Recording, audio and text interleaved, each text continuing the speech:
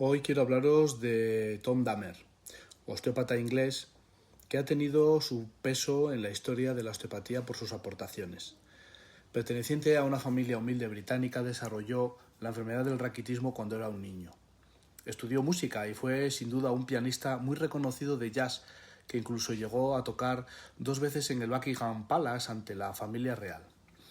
Precisamente a los 27 años tuvo un gran problema en sus manos que le impedían tocar, por lo que acudió a un osteópata para ser tratado. Él era un hombre abierto e incluso usaba mucho las medicinas naturales, la naturopatía.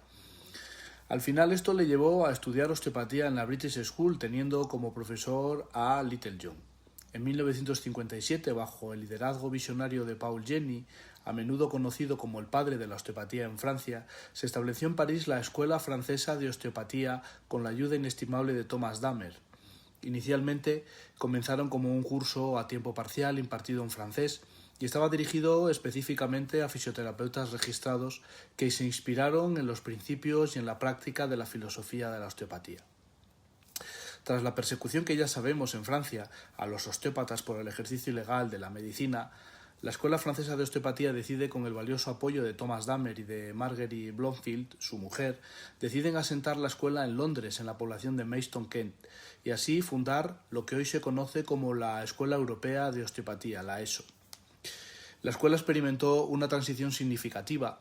Este movimiento y cambio de nombre atrajo a muchos alumnos nuevos de Inglaterra, pero también de otros países. Durante un tiempo, Dahmer fue profesor de osteopatía en la British School junto con John Wernham, pero al irse Wernham tras la muerte de Little John, Dahmer también dejó la BSO y se centró en la Escuela Europea de Osteopatía, de la que fue decano. Ya en 1977, con 62 años, decide irse a Dharamsala, una ciudad del norte de la India, para estudiar medicina tradicional tibetana con médicos tibetanos y con Tenzin Gyatso, el 14 Dalai Lama. A su regreso escribe Medicina tibetana y terapias holísticas. A Thomas Dahmer siempre le bastó el abordaje osteopático, pues decía que era suficiente, pero integrado con medicina tibetana y con meditación. Una de las aportaciones destacadas de Dahmer fue la técnica del SAT, que con su compañero Bradbury desarrollaron juntos. El acercamiento ocurrió accidentalmente cuando Parnell Bradbury, osteópata que también estudió en la British School, tuvo que manejar él solo un día completo lleno de pacientes mientras sus otros colegas se quedaron en casa con un proceso gripal. Bradbury decidió ver a todos los pacientes, incluidos también a los de sus colegas, y por falta de tiempo tuvo la oportunidad de encontrar una sola restricción de movilidad significativa por paciente, ajustarla y luego dejarlos descansar un poco mientras visitaba a otros pacientes. Con gran asombro descubre que en el momento de la siguiente sesión de tratamiento los pacientes informaron de una mejoría significativa de sus síntomas, especialmente si se había ajustado la base cervical o la parte superior de la pelvis. A partir de ahí surgió la idea de que el ajuste de un solo segmento podría ser tan efectivo, si no más, que varios ajustes realizados durante la misma sesión. El término SAT se refiere a la movilización de segmentos espinales, uno a la vez y solo uno por sesión de tratamiento, y es particularmente eficaz en la resolución complicada de las restricciones a la movilidad segmentaria generalmente causada por traumatismos o accidentes físicos.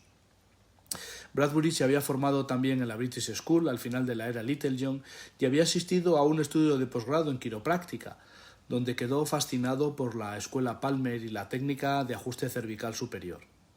Desarrolló un sistema de diagnóstico llamado sinología, en el que puso en práctica los principios de Steele y una selección de la lesión segmentaria clave, tras lo cual desarrolló el concepto de lesiones posicionales.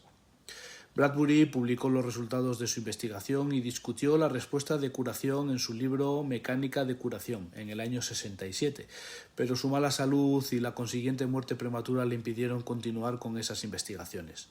Tom Dahmer, que anteriormente se había unido a la investigación con Bradbury, llevó la técnica mucho más allá y la hizo funcional en su aplicación, manteniendo el concepto de ajustes específicos con una intención posicional en el caso de lesiones traumáticas.